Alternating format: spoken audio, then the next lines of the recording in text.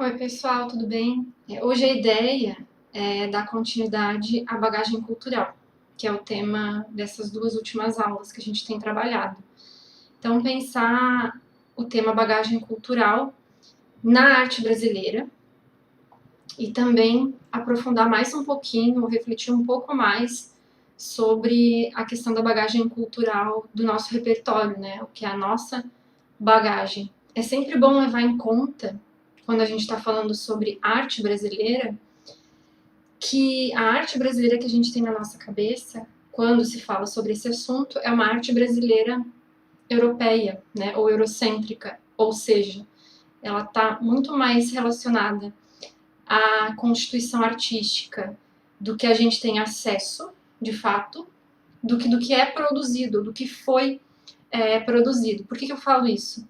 Porque se a gente parar para fazer uma análise mais aprofundada da arte brasileira, a gente vai se dar conta de que ela é muito anterior ao período da colonização, né? Então, antes da chegada dos colonizadores, em 1500, já existia muita produção artística, né? Na verdade, já tem produção artística desde os povos pré-históricos, né? Desde os povos originários. Mas a produção mais forte, ou que a gente mais tem acesso, é a partir dos colonizadores de 1500 para cá, né? E isso então tem a ver com a herança da arte europeia, né, que veio junto com os colonizadores. A questão, o ponto que eu quero colocar é para a gente sempre ter em mente do que a gente está tratando quando a gente está trabalhando com a arte brasileira, que ela é muito mais extensa do que a gente conhece, né? Então, assim, com a chegada dos colonizadores em 1500, a gente vai ter um período de produção artística reconhecida de artistas estrangeiros, né, de artistas viajantes. Então, entre 1500 e mais ou menos 1800, esse período de produção artística, o que se classifica, né? O que se reconhece desse período? Se reconhece hoje a produção de artesanato indígena ou de uma pequena produção indígena, mas hegemonicamente a arte predominante ela foi produzida pelos artistas que viajavam e que desembarcavam no Brasil para fazer os retratos daqui, né? Então as produções mais reconhecidas e que a gente mais tem acesso são essas. Então, no período de colonização, nesse período inicial, os jesuítas também tiveram um importante papel, né, de difundir o conhecimento. Então, eles contribuíram para a catequização dos indígenas e, ao mesmo tempo, para difundir o catolicismo. Então, na difusão do catolicismo foram construídas igrejas, né, num país onde isso não existia.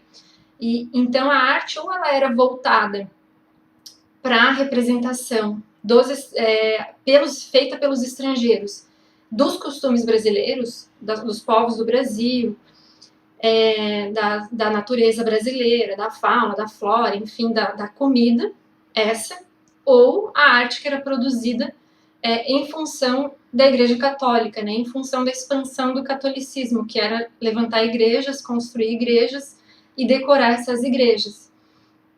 Então, paralelo a esses artistas estrangeiros, a gente vai ter a produção, por exemplo, de alguns artesãos, não eram chamados de artistas, né, eram pessoas que dominavam a técnica artística, como o Aleijadinho, por exemplo, é um grande nome de referência, que produzia esculturas, né, sobretudo para a decoração das igrejas ou para complementar essa ampliação católica feita aqui no Brasil.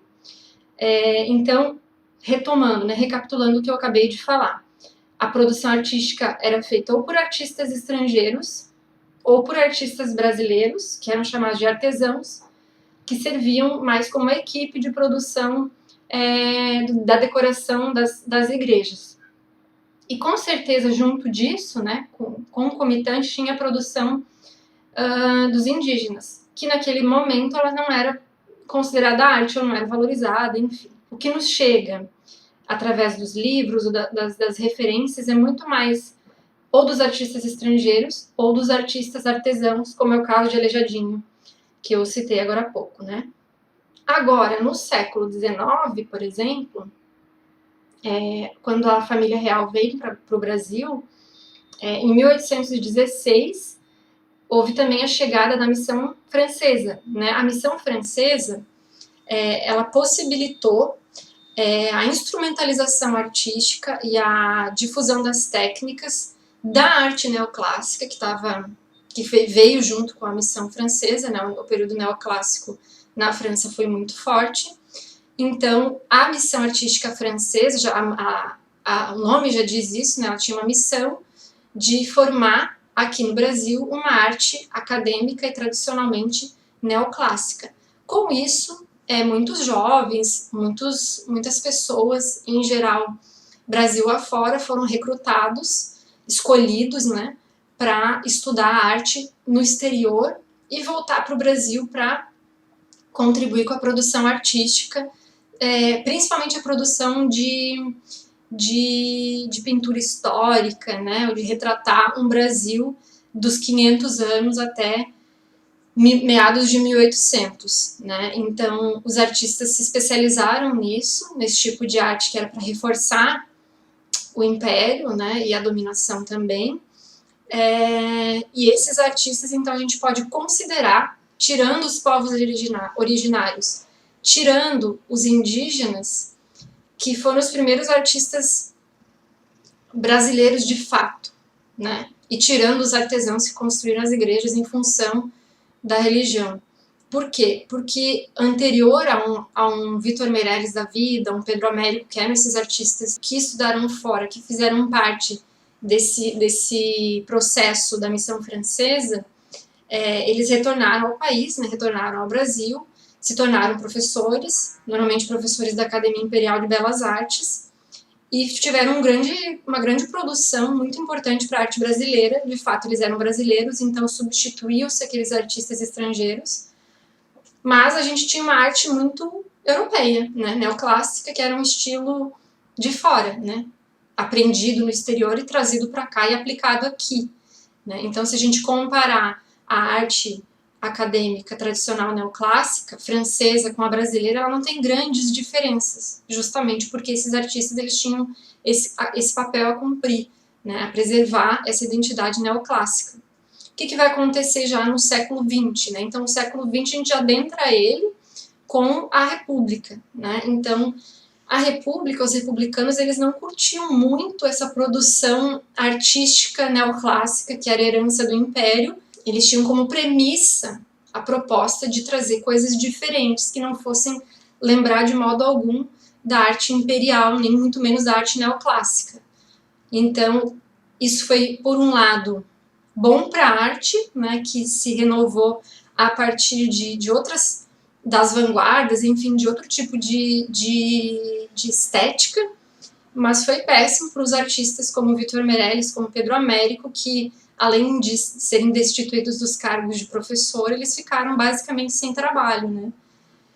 Mas fora esse fator, o século XX, então, ele adentra na arte brasileira com essa ideia também estrangeira, né? Alguns artistas iam para fora, iam para Paris, sobretudo para Paris, né? Mas eles iam para a Europa para estudar junto com os mestres, né? Nos ateliês e conhecer as vanguardas, como os cubistas, né? Os abstracionistas, enfim, os futuristas, os expressionistas e todas as vanguardas do início do século, para trazer para cá alguma ideia do que estava acontecendo fora do Brasil.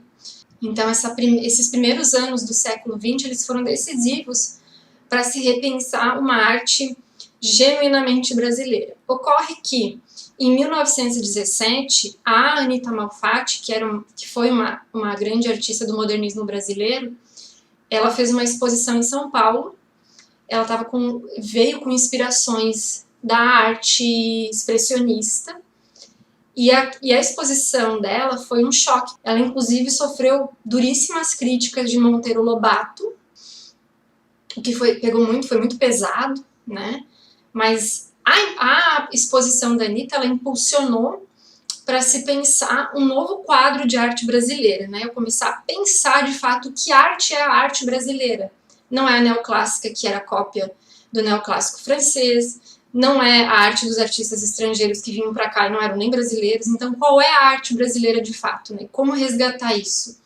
Então, em 1922, quando aconteceu a Semana de Arte Moderna no Teatro de São Paulo, o pessoal saiu com essa ideia, com essa energia para pensar uma arte genuinamente brasileira, para criar, né, para elaborar um modo de produção artístico que fosse caracteristicamente brasileiro, ou seja, que tivesse questões relacionadas ao Brasil e que fosse nosso de fato, né, que tivesse, que carregasse uma estética do Brasil. E aí como fazer isso, né, ou como isso se deu?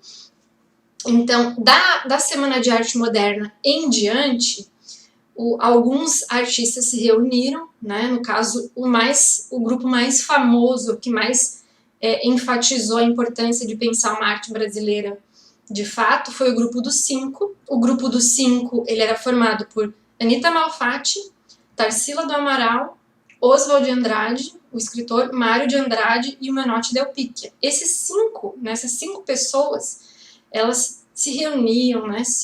Enfim, eram além de amigos, mas elas estavam a fim de pensar a arte brasileira, né? Os rumos da arte brasileira. Bem, então esse grupo dos cinco foi, inclusive, o que pensou, né, e formalizou o Manifesto Antropofágico, né? O Manifesto Antropofágico ele foi, de fato, escrito por Oswald de Andrade. A palavra antropofagia que é o segredo para entender esse manifesto. Né? O Manifesto Antropofágico, ele, de fato, a palavra, né, ela remete ao conceito mesmo. Então, ela é uma metáfora, mas ela está querendo colocar que a arte brasileira precisa retomar suas origens, repensar as etnias indígenas anteriores à chegada dos colonizadores e no que a arte se tornou. Né? Então, como que a gente pode utilizar da nossa referência primária, suprema e mais importante, que seria a herança indígena, misturar essa herança indígena com a tradição ou as vanguardas europeias que vinham de fora, ou que os brasileiros iam para fora e importavam essa arte, né? Então, o Manifesto Antropofágico ele vai ter justamente esse caráter de pensar uma arte brasileira resgatando a arte indígena tradicional, ou algum tipo de costume indígena, e também deglutindo, né, ou se influenciando pela cultura externa, pela cultura de outros locais do mundo. Né? Então, é mais ou menos o que os índios antropofágicos da tribo Tupinambá, por exemplo, faziam e que outras civilizações anteriormente também fizeram. Né? A antropofagia não é algo que nasceu com as etnias indígenas aqui, pelo contrário, ela já vem de muito tempo atrás, lá na pré-história, o ato de comer carne humana, né? Mas aqui, né, com os tupinambás, ela se fortaleceu no seu ritual, né, de você comer a carne de um sujeito e adquirir as qualidades dele. Né? Então, adquirir as qualidades da arte produzida fora do Brasil, trazer isso junto, fazer essa mistura, né, de uma tradição brasileira junto com uma arte que não é brasileira, misturar isso, né? Se informar, né, se embasar na arte estrangeira e tornar essa arte estrangeira numa arte brasileira, né? Como fazer esse processo? Então, sobretudo, era isso, né? Até anotei aqui uma frase do Manifesto Antropofágico que diz assim: só me interessa o que não é meu. Lei do homem, lei do antropófago. E a mais famosa, que é to be or not to be, that is the question, né? Que faz uma relação àquela famosa frase ser ou não ser, eis a questão. Então essa ideia de deglutir as influências externas, né? As influências que não são criadas aqui no Brasil, ela tem tudo a ver com bagagem cultural, né? Com o que a gente está estudando, o que a gente está pensando. Essa questão de se apropriar de algo, né, ou aquilo fazer parte de você conforme você vai experienciando. Então essa antropofagia é para a gente pensar como a arte brasileira foi se estruturando desde a arte pré-cabralina, que é chamada, não gosto muito de usar esse termo, mas a arte dos povos originários e das etnias indígenas que era produzida anterior à chegada dos colonizadores, pensar a arte também posterior à chegada dos colonizadores, pós 1500, que é a data que a gente mais ou menos coloca, e o que foi acontecendo com essa trajetória até os dias de hoje. Então, o marco da transformação artística brasileira foi a Semana de Arte Moderna, ou o modernismo, como quiser chamar. Né? Dos anos 20 até os dias de hoje, muitas coisas, muitas transformações aconteceram e a gente teve muita criação artística, inclusive, que foi bastante genuína, né? Então, foi muito produtivo pensar esse termo de genuína, arte genuína, porque a gente teve movimentos brasileiros específicos que foram criados aqui de fato, né? Que é o concretismo e o neoconcretismo, que é posterior, no caso, à Semana de Arte Moderna, né? Acontece mais tarde, mas são influenciados por essa ideia de produzir uma arte genuína brasileira. Então, a gente pode entender com tudo isso de que a arte brasileira ela tem uma tradição, né? Ela tem uma originalidade, mas ela tem também uma herança que não é só eurocêntrica, que é dos nossos povos. Então, essa herança, essa bagagem cultural, ela é fundamental para pensar as questões artísticas. Afinal, a gente vive nessa sociedade, né? Nesse país. Então, o próprio país, ele ressignifica a sua arte, ou ele pensa a sua arte conforme o tempo em que ele está inserido, a sociedade no qual ele está inserido. Então, se a sociedade daquele início do século XX, de Brasil República, né, de um novo Brasil, com a chegada de milhares de pessoas que vinham de outros lugares para cá, em função da industrialização e do processo de início de trabalho, de construção das metrópoles, era importante para o modo social, sobretudo foi importante para a arte também, para a configuração do que a gente entende por arte brasileira. Outra questão para pensar, né, que o termo bagagem cultural ele faz, então a bagagem cultural da arte brasileira ela é dada por toda a estrutura da arte brasileira desde os povos originários, e a bagagem cultural nossa, ela também é formada por referências genuinamente brasileiras, mas também por referências nada brasileiras, né, por referências que a gente consome externamente. Então, sempre não perder isso de vista, né? Não esquecer de que o que nos compõe, o que nos forma é aquilo que a gente consome, mesmo que a gente não se dê conta. Só que a gente não se dá conta. No entanto, quem produz isso não é neutro, não é ingênuo, né? Por isso que o termo indústria cultural, que foi um termo cunhado por Theodor Adorno, né, que foi um filósofo alemão, o Adorno, ele coloca esse termo, ele problematiza a indústria cultural porque é um advento do século XX, né? Não existia indústria cultural no século XIX para trás, então a indústria cultural é algo que aconteceu, é um fenômeno da sociedade do século XX até os dias de hoje.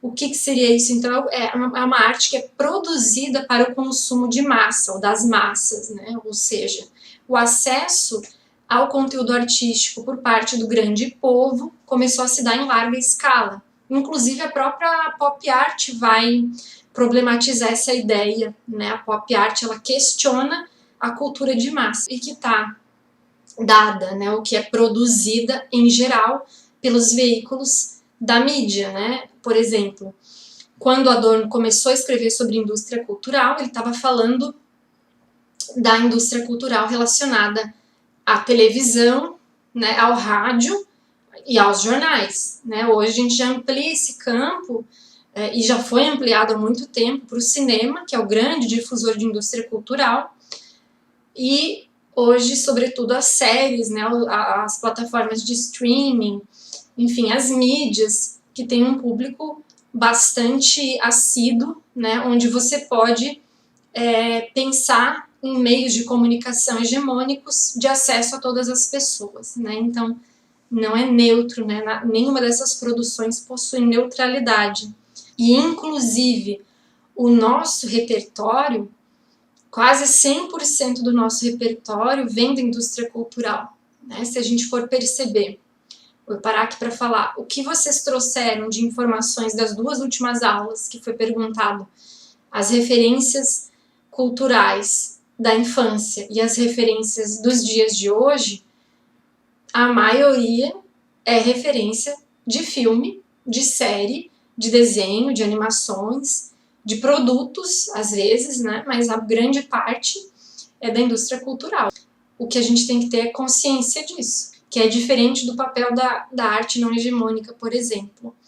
Mas agora a gente não vai entrar nesse detalhe, não vai falar do que seria essa arte não hegemônica. A intenção de verdade, no nosso caso hoje, é só pensar um pouquinho sobre o que a gente consome, sobre o que nos forma, né, enquanto indivíduos, e sobre o nosso repertório, né, e sobretudo ter consciência da não neutralidade.